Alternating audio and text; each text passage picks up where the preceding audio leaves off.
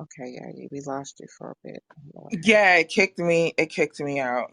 Okay, thank you. Yeah, it kicked me out. It's doing its own little thing.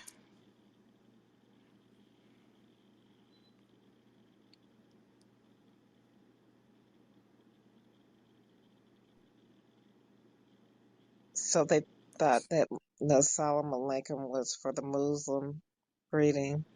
Yeah, Mm. yeah. And I just wanted to so because sometimes, it's good to always refresh our memories, or sometimes people just don't know. So uh the greeting that we use in Palo is an acronym of the word Sala, Sala, Mu, Mu, uh, Leka, Leka. It is not Muslim, okay? It is actually Zulu. It is actually a Zulu term, okay? And it actually means good day to you. So, and when you say goodbye in Zulu, you say Sala Kali, right? And as time has gone by, right, we have, or sometimes we forget, okay, that the Arabic culture, the Muslim culture, was a very big part of the slave trade, okay? The kidnapping and enslavement of brown, black, indigenous people of the land of Africa, okay? And using the exception of Arabs um, taking, kidnapping people, kidnapping people before the Europeans started, okay, to exploit and kidnap black people for their own benefits and needs, okay.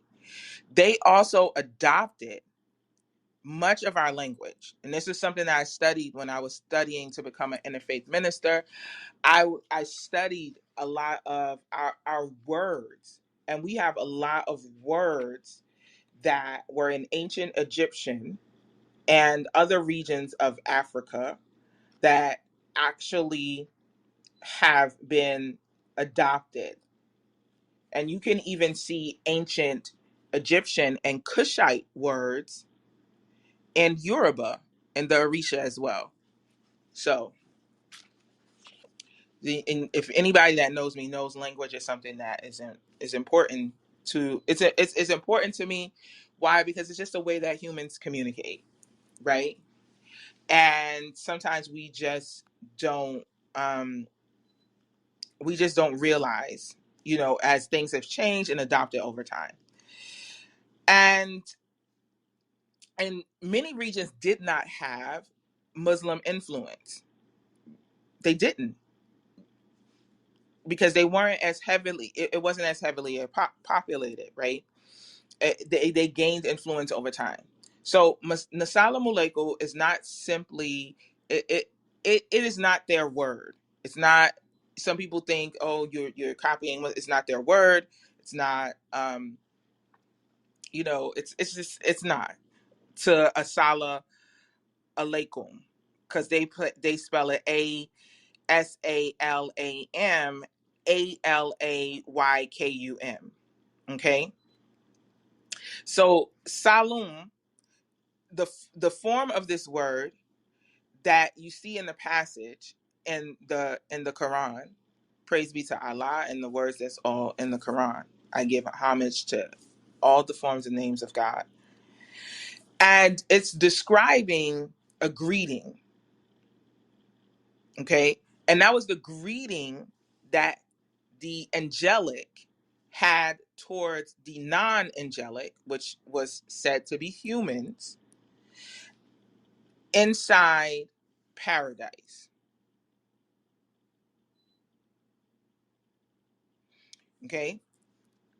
And so the angels would enter to them saying, Salum Alaikum. And that's peace be unto you, right? Peace be unto you. But it can also further mean peace be unto you preserved with patience, because that's the main one of the main lessons that humans have this lifetime, is to have patience.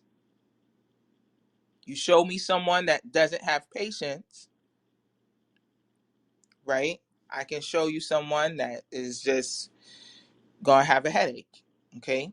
They're just gonna have a headache. And so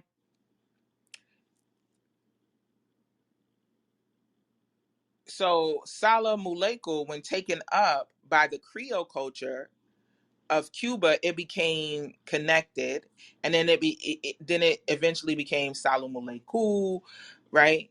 But this was no connection to Arab culture or Jewish wording of shalom.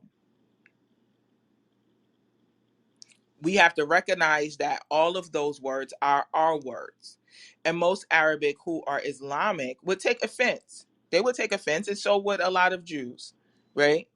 They would absolutely take it. They would absolutely take offense, especially sometimes Jews. And I tell them, well, I'm actually more Jewish than you, because we have to understand that there's Jewish by religion and there's Jewish by lineage.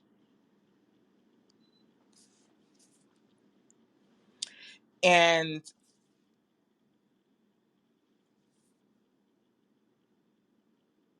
when we see those words, we just look at the phonetic sound of them. And most words, even slang words, most words today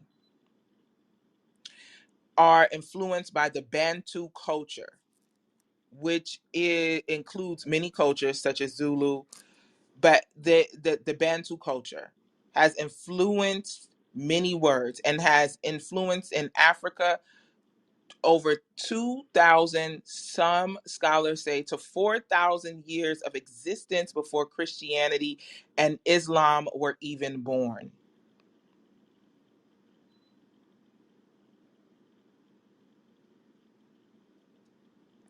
So when we say Salam Aleikum, we are not taking anything from Jews or Arabs. Bless their culture, bless their God, bless the word of their God. But we are honoring ours in our way. So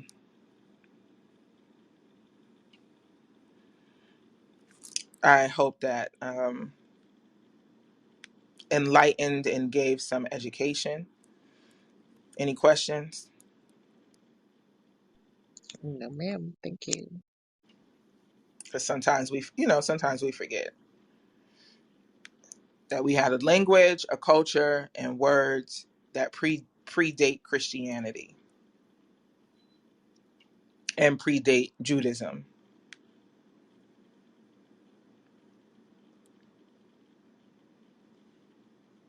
And it's mighty funny how they say Africa is the crescent, is the oldest civilization.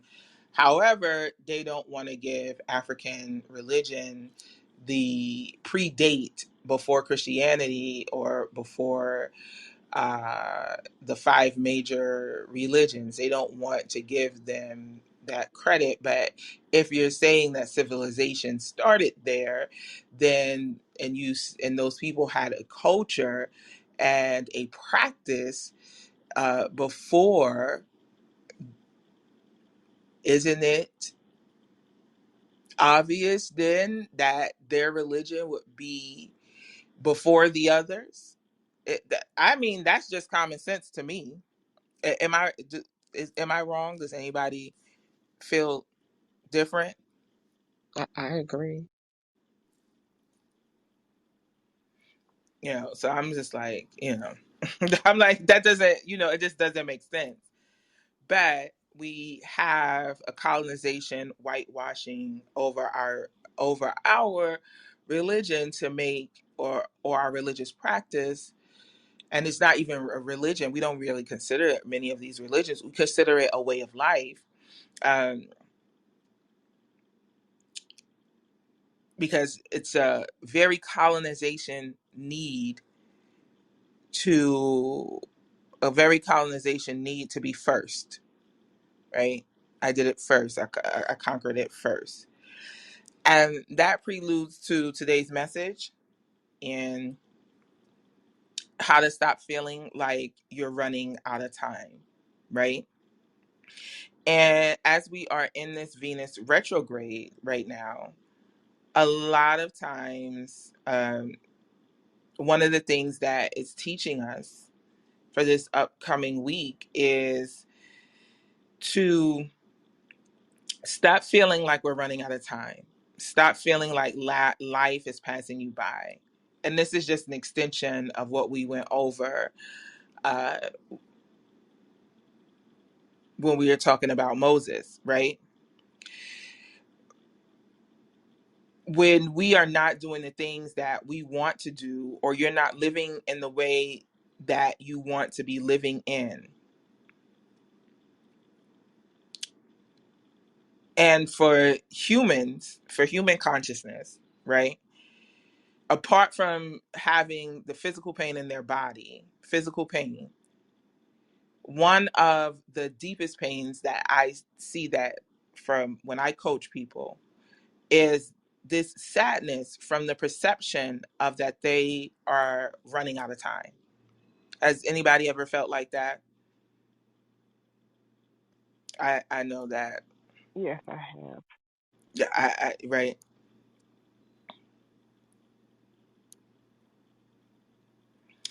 And the first thing is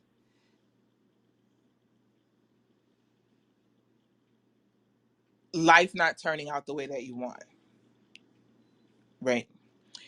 And so that's one of the things as we're halfway through this Venus retrograde, is asking us to reflect on. Maybe you don't have the job that you always dreamed of, or maybe you don't have the partner that you thought that you were going to have, the husband or the wife and the 2.5 kids. I'm still trying to figure out where they get point 0.5 children from. And and you don't make the kind of money that you thought that you were going to make by this age, right? You just don't have what it is that you want to desire, that you desire. And considering that in society that most of us that we lived in, we are encouraged to set real lofty goals for ourselves and build our lives around them. And this could be a very big source of discontent, okay? And one of the things that retrogrades, why they are feared a lot, I believe, by people, is because people don't want to be reflective.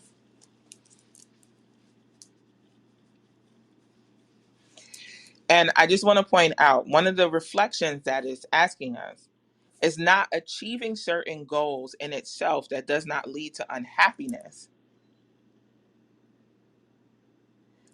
What leads to the unhappiness is that you have attached yourself to your goal. And attachment is a hard, difficult thing. It's not an easy thing.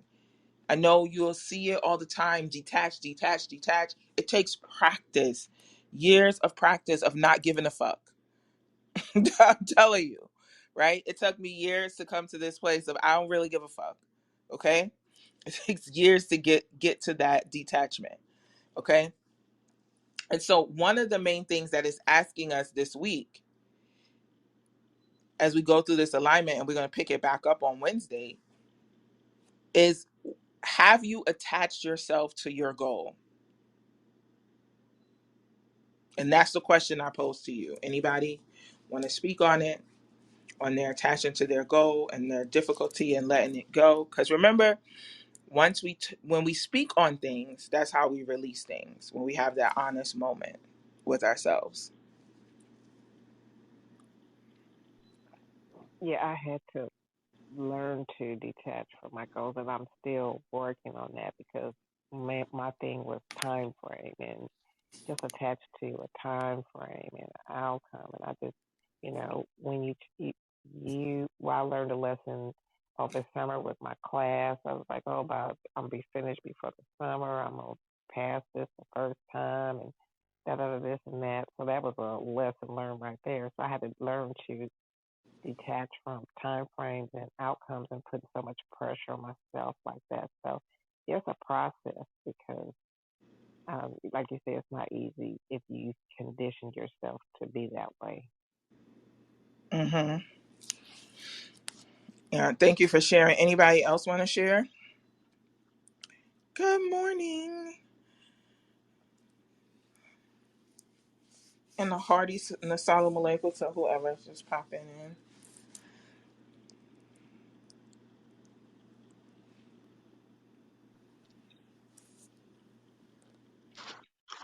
Yes. I think no, I don't think. I know I have attached myself to a lot of different goals and a lot of different expectations. And I have to really sit back and be with myself and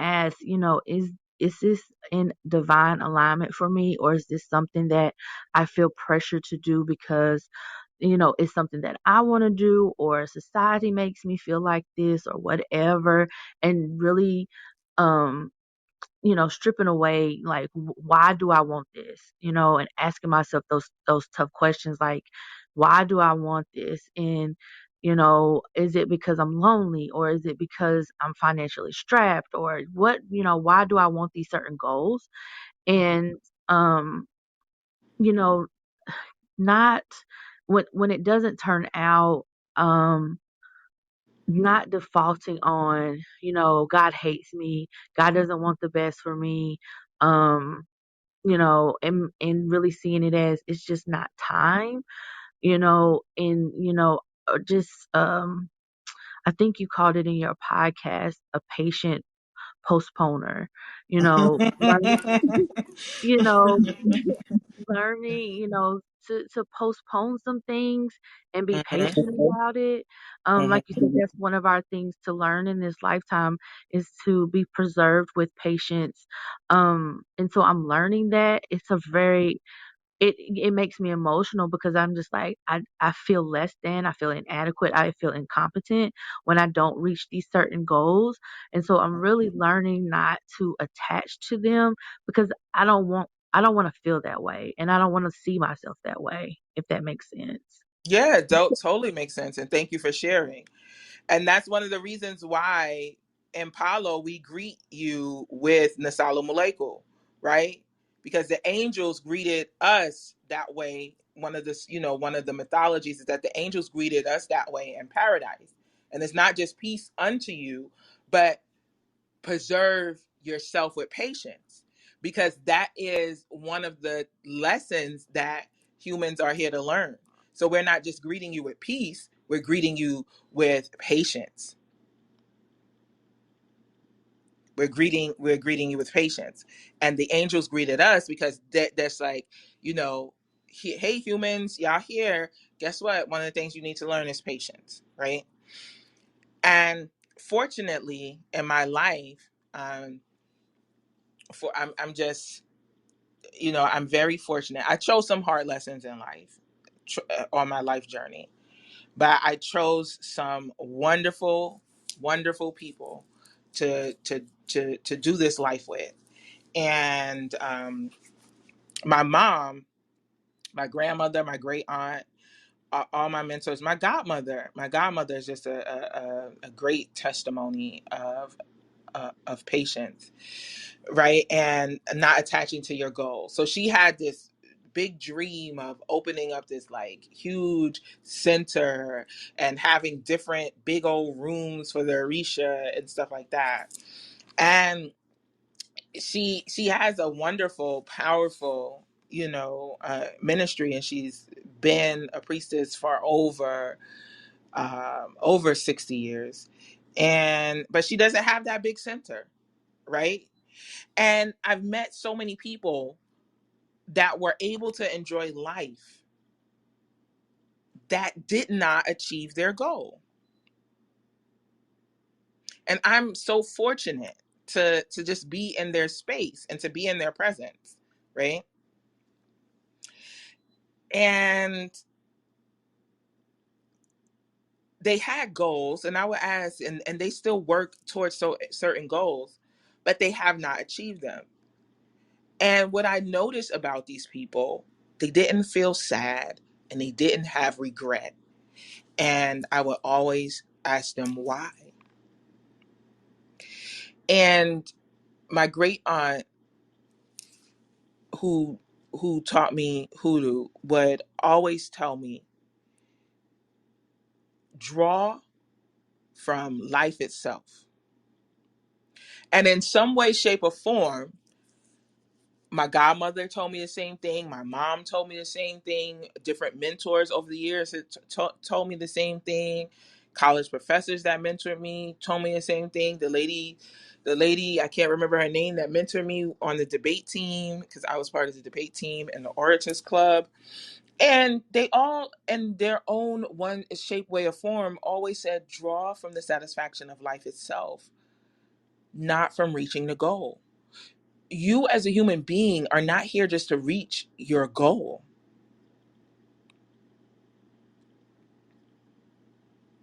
And my grandmother used to say, she said the biggest, and this is a hoodoo saying too, she said the biggest dupe that the devil have is that you searching for God and you searching for goals. Right? She said that's the biggest trick. She said the devil got people out there searching for things, right? And she said the devil is you. It's in you. You're searching. You keep searching for God, and it's already in you. You keep searching for certain things that's already in you. And one of the things that this Venus retrograde is asking us to embrace, and the ancestors are asking us to embrace, because the planet and the stars are, and all the alignments are just representations of ancient ancestors when you really look at it, right? It's reaching your goal with temperament. It's just going to increase your happiness for the temp. How can you not let not reaching your goals not how can you not let it stop you from having fun each and every day?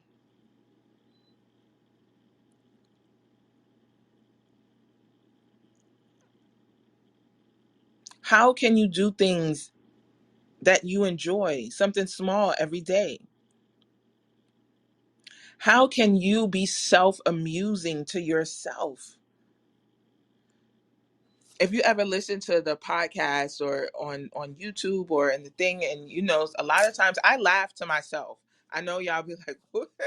I do, right? I laugh to myself because I find myself absolutely I find myself absolutely amusing, right?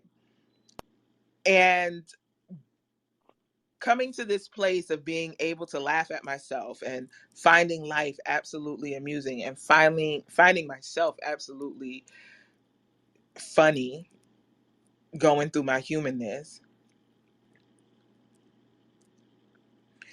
Once I started laughing more at myself, the more I developed an attitude of detachment, the more my psychological struggles started to release. So I ask you this week, and when I say I ask you, that's your ancestors are asking you, your angels, your guides, divine, whatever your name for consciousness is. How can you be more self-amusing?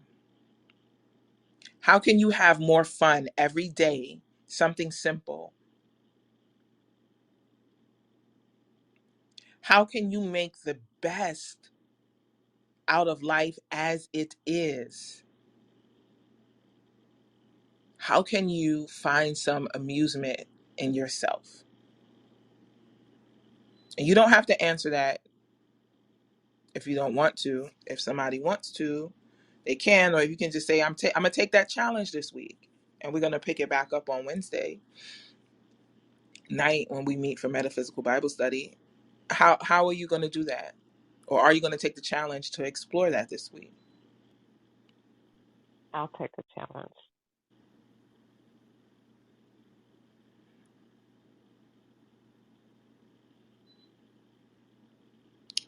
That's powerful. Thank you for taking that challenge. In your podcast, your humor is contagious, and that always makes me laugh. When you're laughing at the things that you say, it always makes me smile too.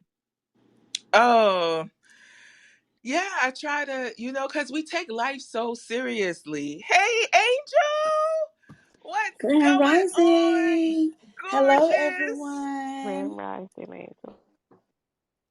Can I just add, Yayi? I definitely take the challenge with you. Um, for me, I think being able to amuse myself and all of that good stuff starts with, being present in the moment. I've definitely Mm-hmm. had to learn to just be present. I'm a very goal oriented individual and I like to meet my deadlines and, achieve my goals. But you miss it when you're constantly looking in the future, too far in the future. And you're Mm-hmm. constantly looking in the past. You're not here in the present to enjoy what's going on right now. Mm-hmm. I've set my intentions. I've done my Mm-hmm. manifestations. I don't feel like I have to constantly visit that place in the future and dwell on what if Mm-hmm. I'm gonna get this. I'm not enjoying the moment. I'm Mm-hmm. letting the joys of life pass me by. I'm not present for myself. I'm not present for my children. I'm not present for my friends, anyone, because I'm so focused on the future in the Amen. past.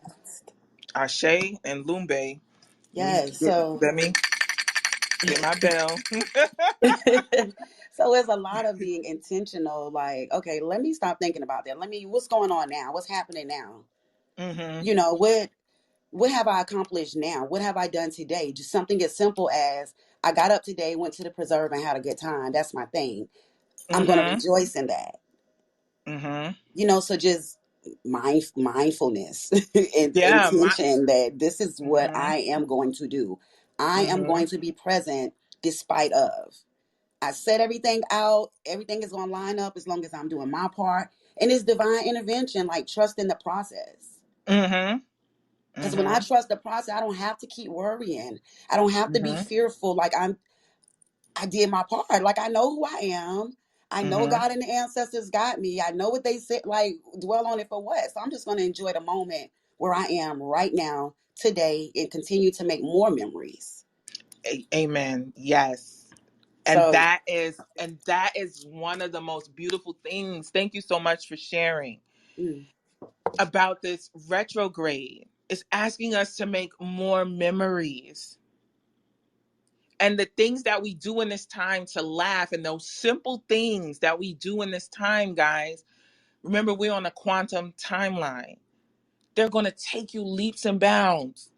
Take that walk and smile and laugh at the birds. Whatever, like, whatever that little thing is that you do that brings you so much happiness, or that thing that you laugh at yourself, your goofy oofy, you know, right? Ashe. You know, and just be free. That And brings up just, another point, Yayi. mm-hmm, The power of being your authentic self. Like, mm-hmm, I really think sometimes we don't realize the power in authenticity and mm-hmm, how when you just show up as your authentic self, doing those things that you authentically enjoy doing, just being your authentic self, you receive and you are in alignment with that is for you. mm-hmm. Like people really fuck with you when you are who you are, when you are yourself. Yeah, they do. Cause a child, I didn't have no marketing plan when I first started this. Right. It's you. I had no marketing plan when my godmother told me you just got to go out there and be yourself. I was like, what the hell kind of what is that? Man, the beauty and authenticity, man. It's beautiful. And then when you don't spend time with yourself and get to know yourself, who are you? How can you Mhm. show up as your authentic self when you don't even know who that is? Mhm. How? Yeah, and that's why for me in my relationships it's so important for me to spend time with myself. I cannot be a good wife. I cannot be a good girlfriend. I cannot be a good partner, right? If I don't spend time with myself. I can't be a good mother Yes. Yes. if I don't spend time with me, right? So my Hmm. partner is with his girlfriend this this weekend.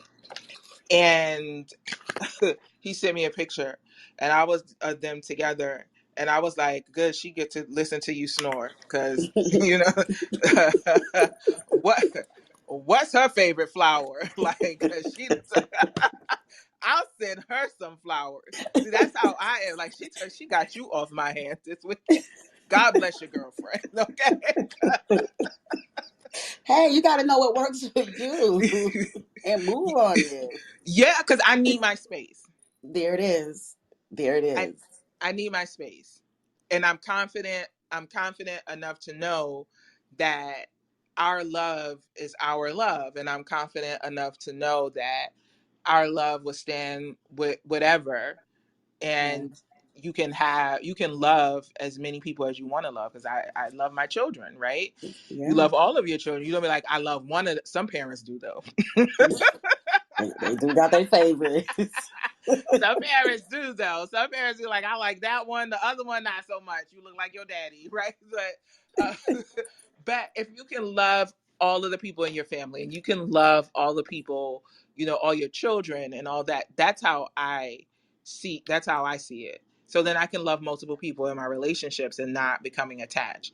That Yes. also helped me release having these goals, is dating, Hmm.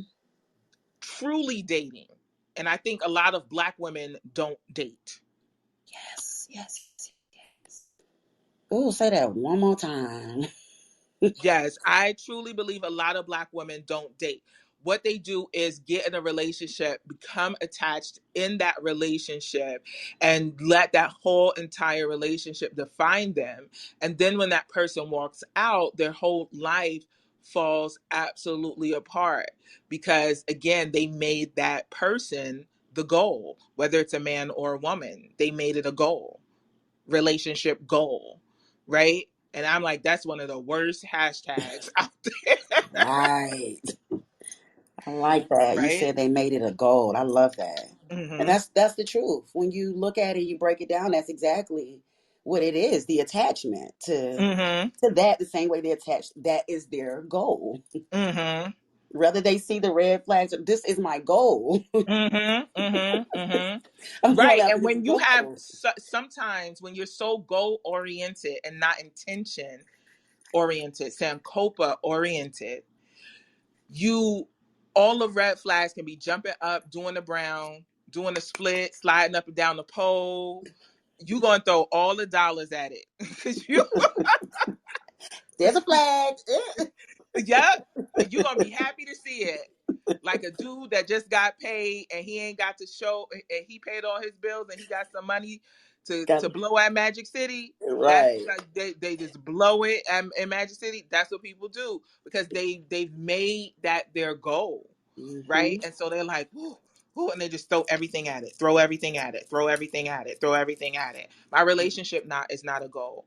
My children Hmm. are not goals. My life is not a goal. I have goals, but those things don't define my marriage. They don't define who I am as a mother. They don't define who I am as a person. Yes. I love So that. this week is asking us, how about make a happiness intention? 2022, the 6th year, is asking us to make a happiness intention. Happiness will breed more success.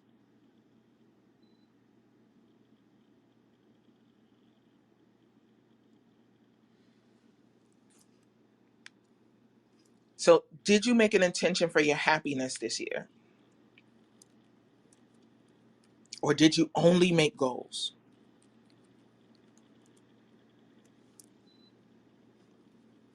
Did anyone make an intention for their happiness?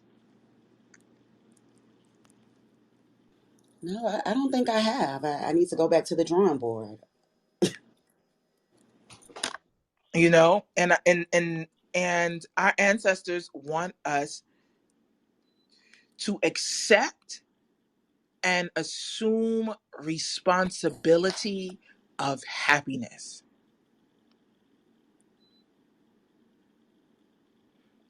Because too many times, and you'll see this when you see people talk about a 6 year, oh, it's responsibility, it's responsibility. And yes, it is.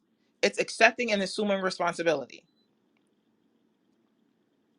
But they miss that part of, you can't accept and assume responsibility if you're not happy.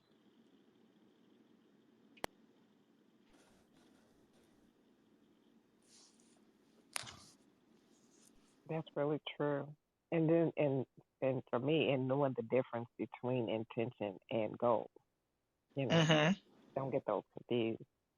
See, I'm learning a lot. I learned a lot of lessons in 2021 about Mm-hmm. that, the goals and the relationship and all that kind of stuff. And so, yeah, it's very helpful to know that there is a difference between your intentions and your goals. Mm-hmm.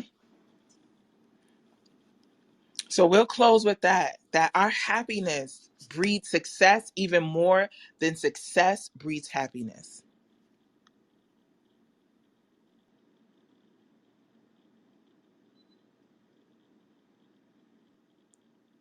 Amen. And Ashe and Lumbe and Luce. Yeah. Yeah, shade to that. Yes. And as we're in the midpoint of this Venus retrograde, and as we are still mapping out our 2022, set your happiness intention and know that your happiness will breed far more success than a success goal.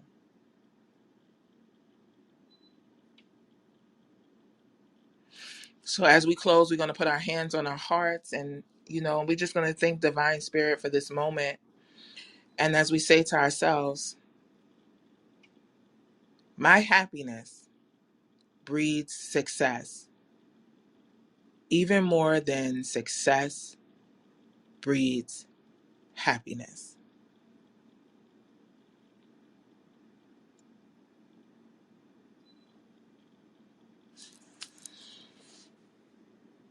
So I pray that this has blessed you guys today. Thank you so much.